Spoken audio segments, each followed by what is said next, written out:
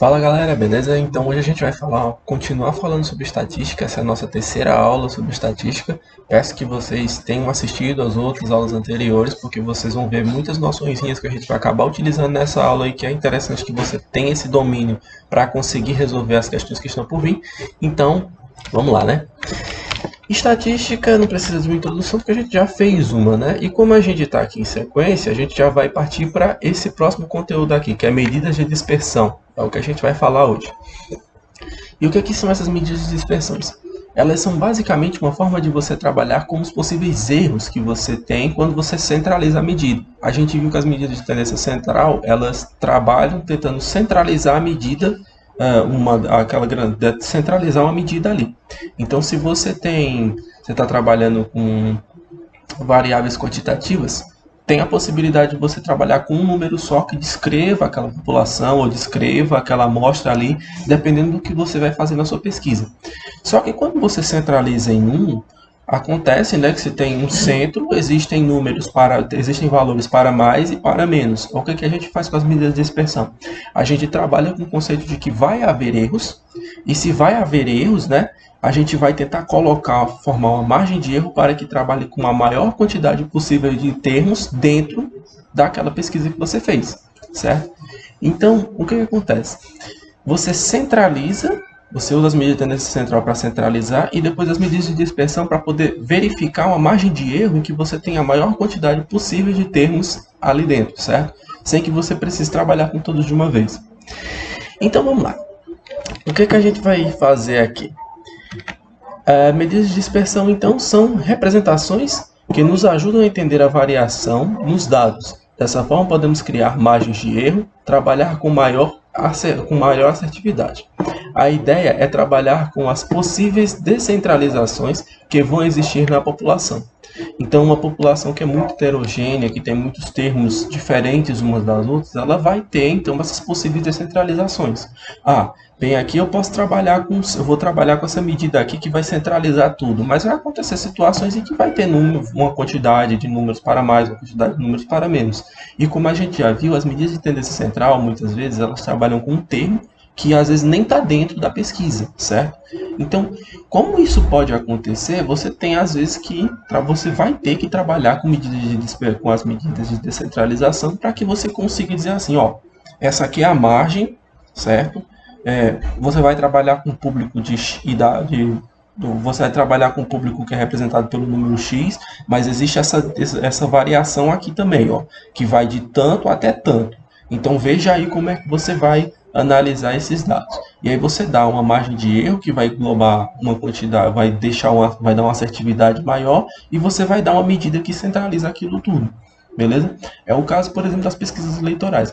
Quando a gente vê aquela questão quando a gente vê, dá tantos por cento para candidato A, mas aí ele te dá, o Ibope dá sempre uma margem de erro de tantos pontos para mais ou tantos pontos para menos, que é para você entender que existe a possibilidade de ter uma variação aqui para mais ou para menos, em que você vai ter um errozinho dentro daquele número, entendeu?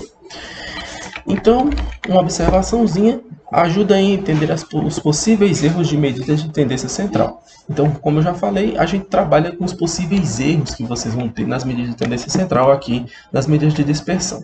A primeira delas é o desvio médio. Um desvio que nos permite obter uma distância da centralização da pesquisa. Essa distância permite que possamos estabelecer uma margem de erro. Isso ajuda a entender o comportamento dos dados. Então, como é que isso funciona? Vocês lembram que a gente fez a questão da média, a média simples e a média aritmética simples e a ponderada, né? O que a gente fazia? A gente somava todos os termos e centralizava um termo que ficava mais aqui no centro, né? Então, tinha todos os termos aqui em sequência, você pegava um termo mais centralizado entre todos os dados que foram dados. Nessa questão do desvio médio, a gente usa a mesma lógica, só que em vez da gente trabalhar com os termos em si, a gente vai pegar o termo central, verificar as distâncias que existem entre eles e todos os termos que estão dentro da pesquisa e tentar encontrar um valor médio para essa distância, certo? Então, um valor médio.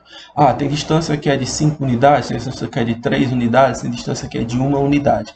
Aí você vai lá e centraliza. Não, então, a distância média, a distância que da metade aqui que vai acontecer, o erro médio aqui vai ser de tanto. Então, a distância média é de 3 unidades aqui para mais ou para menos. Então, como é que eu vou fazer para determinar esse cálculo matematicamente? Como eu disse, a gente vai fazer a diferença entre a média que você encontrou de cada termo, cada um dos seus termos, aqui no caso, então o valor que você tem para aquele termo, a média que você tem dentro daqueles termos, você vai somar essa diferença entre a média e cada um dos termos da sua pesquisa e dividir pelo número total de termos que vai existir dentro da pesquisa.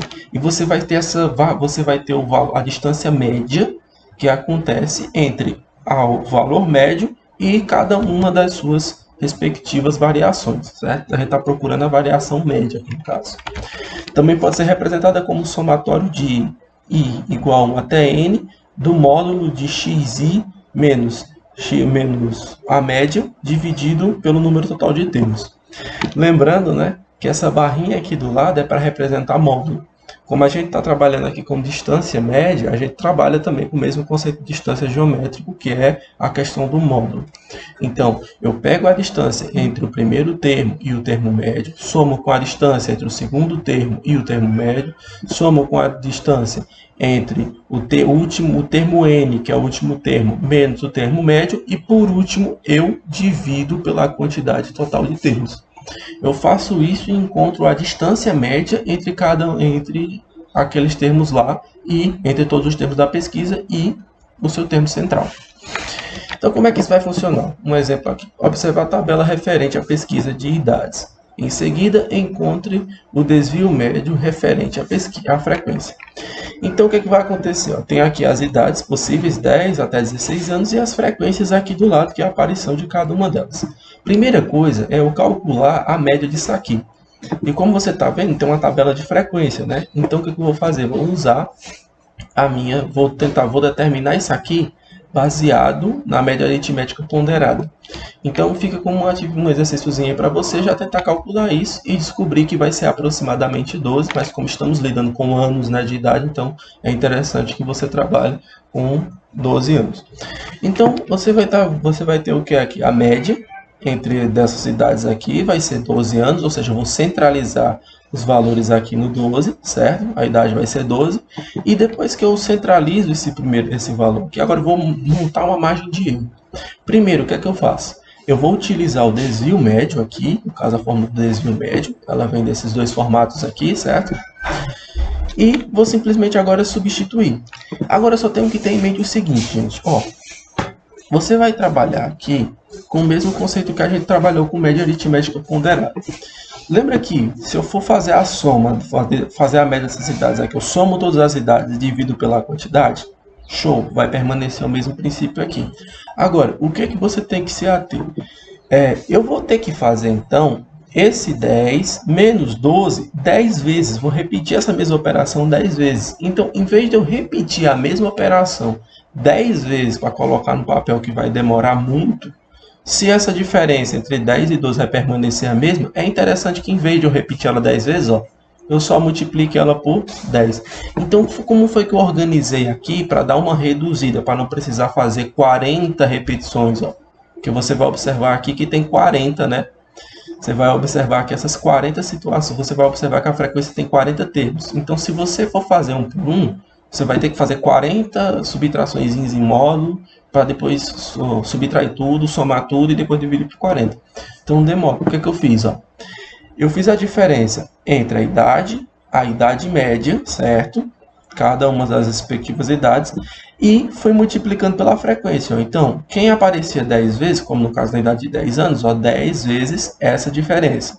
Quem aparecia 2 vezes, no caso 11, ó, 2 vezes 11 menos 12. Quem aparecia 5, 5 vezes 12 menos 12. Quem aparecia 9, 9, aqui ó, vezes 13 menos 12. Quem aparecia 11, 11 vezes 14 menos 12. Quem aparecia 2 vezes, ó, 15 menos 12 vezes 12. Quem aparecia uma vez, ó, 16 menos 12 vezes 1. Então eu fiz todo esse processo aqui e já fiz a diferença, ó. 10 menos 12 que dá 2 vezes 10. 11 menos 12 que dá 1 vezes 2. 12 menos 12 que dá 0 vezes 5, 13 menos 12 que dá 1 vezes 9, 14 menos 12 que dá 2 vezes 11, 15 menos 12 que dá 3 vezes 2, 16 menos 2 que dá 4 vezes 1. Então o que eu fiz agora? Eu vou multiplicar o 10 vezes 2, 2 vezes 1, 5 vezes 0, 9 vezes 1, 11 vezes 2, 2 vezes 3 e 1 vezes 4, né? Que são os valores aqui, né? Que são as diferenças que estão dentro dos módulos, vezes as frequências, né, da aparição de cada um dos termos na pesquisa. E aí, ó, eu depois que faço a multiplicação de cada um, somo tudo bonitinho, vou encontrar 63 sobre 40, e aí eu vou ter que isso vai ser aproximadamente 2, certo? Como eu estou trabalhando aqui, e isso é importante, toda pesquisa estatística você tem que dar resultados que são congruentes com os dados que você está analisando. Então, se eu estou trabalhando com idades, não é interessante, por exemplo, que eu vá trabalhar com um número decimal, já que eu estou trabalhando com idades, e idades são números inteiros. Ou então, se eu estou trabalhando com um número de pessoas que tem em determinadas localidades, por exemplo, não é interessante que eu entregue para a pessoa que me pedindo a pesquisa um e-mail, a margem de erro de 1,5 pessoas. 1,5 pessoa é um pouco complicado de você entender, né? Então, o que é que você vai fazer? Vou aproximar isso aqui para 2, certo? Depois que eu faço a divisão, vai dar 1,5 alguma coisa. Eu aproximo para 2, né? Já que vai dar 1,5 alguma fraçãozinha lá. Então, vai estar mais próximo de 2 do que vai estar do que de 1. E aí eu vou ter, então, que a minha distância média entre essa média aqui, essa medida de tendência central, e todas essas medidas que estão aparecendo aqui, todas essas variações que estão aparecendo aqui, vai ser de aproximadamente 2 anos. Então, olha só, eu tenho a minha média, tenho o meu desvio médio.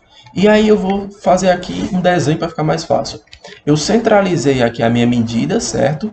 Primeiro, e depois eu descubro que eu vou ter 2 anos de diferença para menos ou 2 anos de diferença para mais.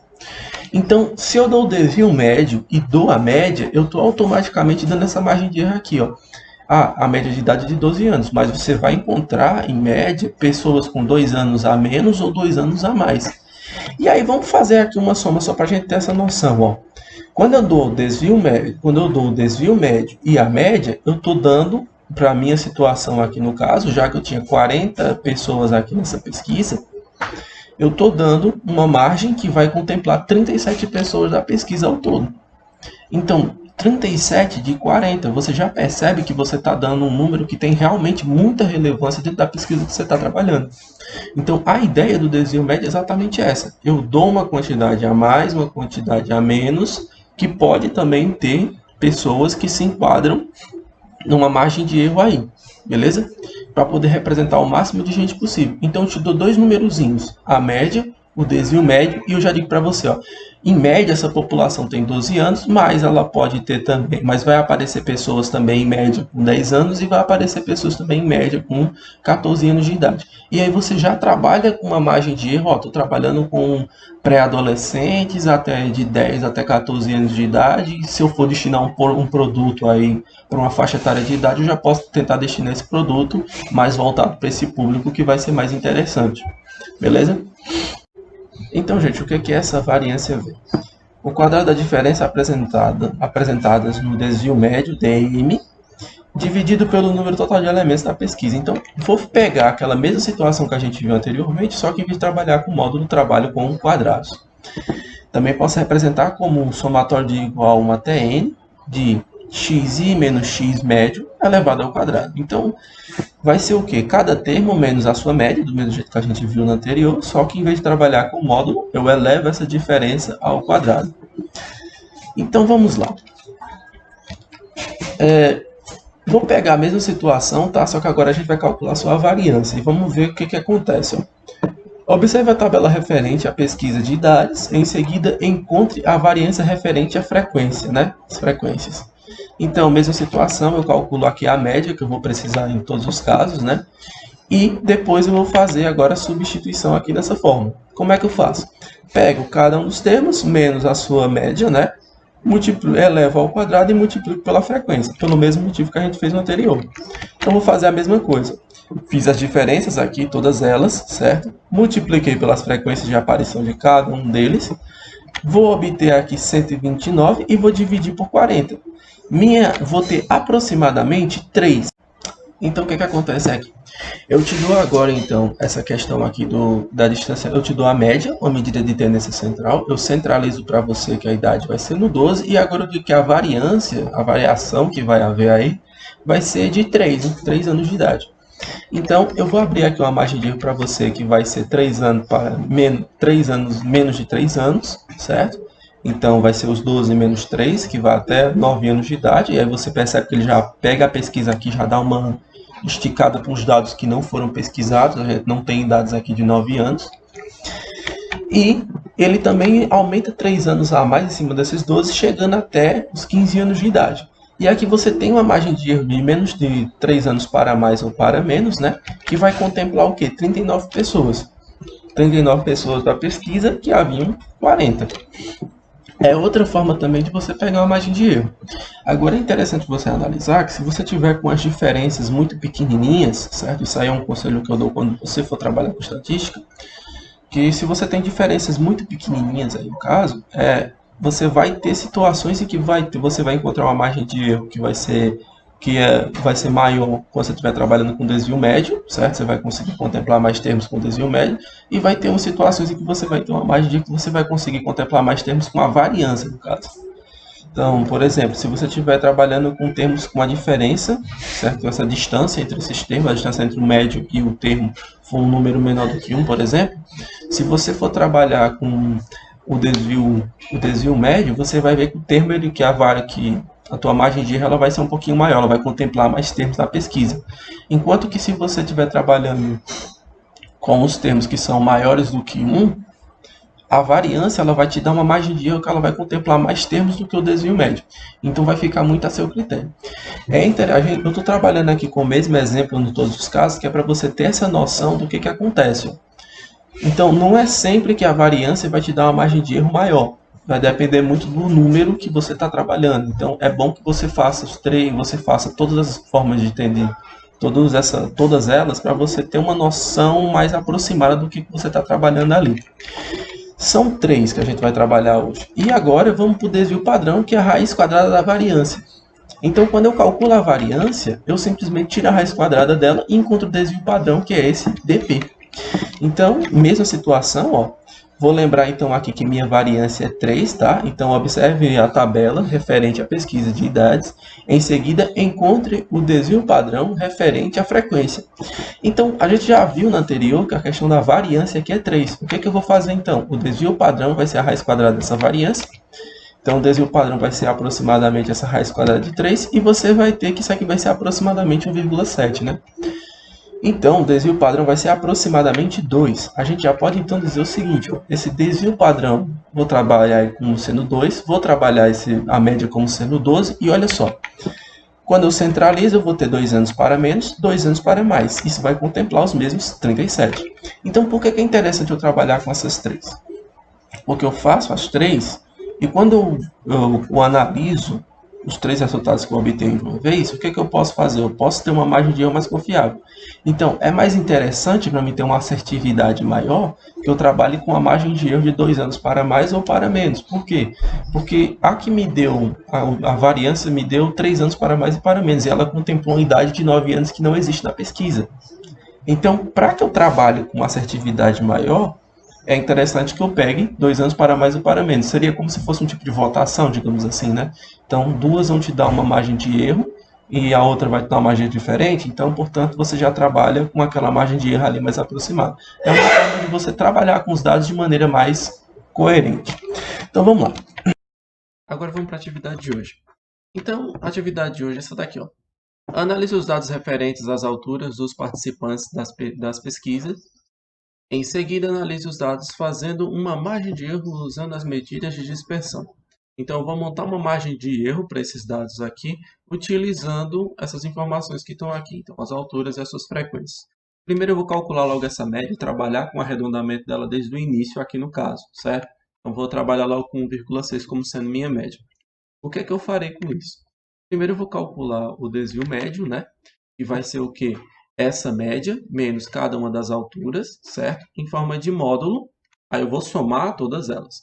Como isso aqui aparece 5 vezes, ó, 1,5 aparece 5 vezes, eu vou multiplicar essa diferença aqui por 5, certo? Porque senão eu vou ter que fazer 1,6 menos 1,5 e repetir essa operação 5 vezes. E aí você vai passar bem mais tempo fazendo isso, então é interessante já multiplicar logo. Tem frequência, multiplica. A mesma coisa eu farei para os outros, ó.